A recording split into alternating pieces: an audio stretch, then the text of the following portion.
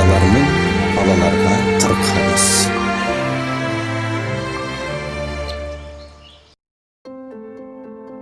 Birde жаман мінезді bir саудагер базар аралап жүріп, ішінде 800 алтыны бар әмиянын жоғалтып алады.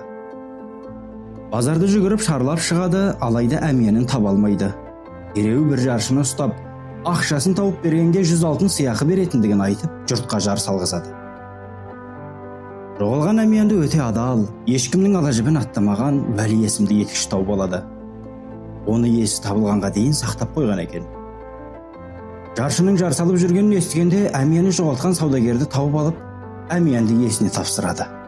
Саудагер сараң, өтірікші, жақсылықты білмейтін біреу екен. Ақшасының табылғанына қатты қуанып тұрса да, мұнысын сездірмей, дереу әмиянын ашып, ішіндегі ақшаларын санай бастайды. Санап болған соң: «Ау, досым, алуың керек сыйақыңды, онсыз да алыпсың ғой», деп байғұс етікшіге жала жауып жібереді. Саудагердің жағасына жармасқан етікші Вәли: «Сен не деп тұрсың? Мен пақыр бір адаммын, бірақ ұрлықшы, алаяқ емеспін. Уәде еткен ақшаңды бермесең бермей ақ қой. Бірақ маған ақша ұрлады деп жала жауыңа жол бермеймін». Тым пысық саудагер Вәлиге жала жауын тоқтатпаған соң іс сотқа дейін жетеді. Қазы екі тарапты да тыңдап, саудагердің өтірік айтып тұрғанын түсінеді. Оған жақсы бір жаза беруді ойлайды.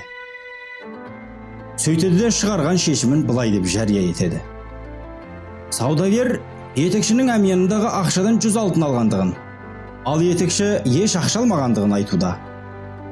Мен екеуіне де сенем. Екеуі де расын айтып отыр. Алайда етікшінің тапқан әмияны басқа біреуге тиесілі. Сол себепті иесі табылғанға дейін әмиян бізде қалатын болады. Сараң саудагер жасаған айласы үшін қатты өкінеді. Бірақ бәрі кеш. Жақсылық білмес бұл саудагердің халі пайғамбарымыздың мына хадисін еске салады: адамдарға рахмет айтпаған Аллаға да шүкір ете алмайды.